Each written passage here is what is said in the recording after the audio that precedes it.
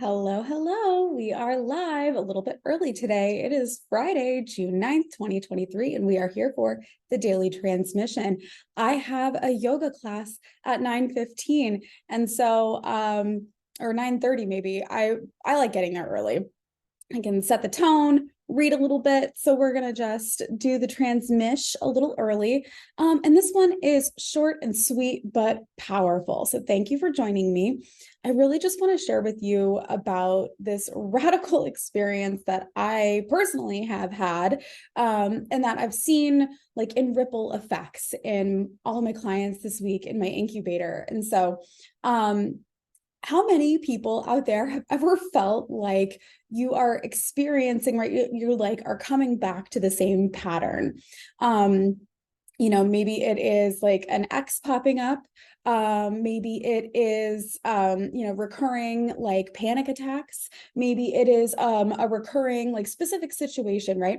But like it's every time you like come back to this moment, you're, maybe dealing with it a little bit better, or maybe you notice that you were dealing with it the same way. Anyway, I don't want to be abstract about this. I had this radical experience the other day, and it is so, it's such a great example of really what it is that I want to do here, and why I do any of this and why I want to help. I have been in this space as a coach since 2017, right? I've been working online since 2014 in the personal development wellness space for a long time now. And a lot of it is very intellectual, right? We, like Westerners, we want logic and facts, and we want to point and we want to have evidence and all of that stuff. And so it's a lot of thought, right? A lot of thinking. Whereas, in the study of yoga, Eastern philosophy, a lot of it is like getting out of the thinking mind and getting into your body, having more of an intuitive experience. I had this like thought yesterday as I was like really thinking about the point of human design. Like it's such a fucking sticking point, right? Because the point of human design, like anybody who knows enough about it will tell you it's just about strategy and authority. It's just about helping you to make better decisions for yourself. Okay, if that's all it is, why the fuck do we need all of this information? Right now, as someone who reads all of this very deeply and was able to have some fucking powerful sessions yesterday with people, I obviously see the value in having the information, but the information is just this much. It is this much. It is the awareness point. It is the self-awareness. Now, what do you do with it? Okay, so let me tell you about my own experience now. So I've had this recurring experience where I will have like nightmares in the middle of the night, and not just nightmares, but like panic attacks where I am waking up in my sleep, full body sweats, just like recurring thoughts about my security, my safety, my finances, when like there's no reason to do so. It happened back in 2018.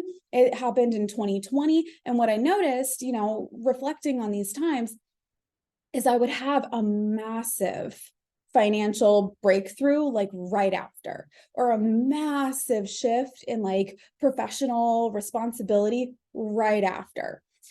Now, the last two times, right, 2018, 2020, having that experience, it wrecked me. I'd wake up in the middle of the night. I'd start making it mean something about myself. I'd start creating offers. I'd start like redoing my website and just being in total emotional authority problems, right? Just like full reactivity mode.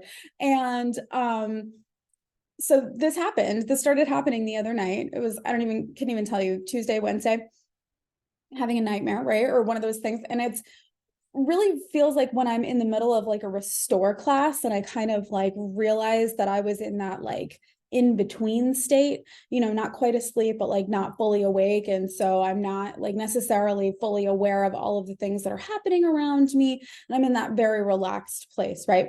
And so I'm, having this experience the other night, like half asleep, and I'm having this mild panic attack. I can feel myself, my heart's starting to race, I'm starting to sweat.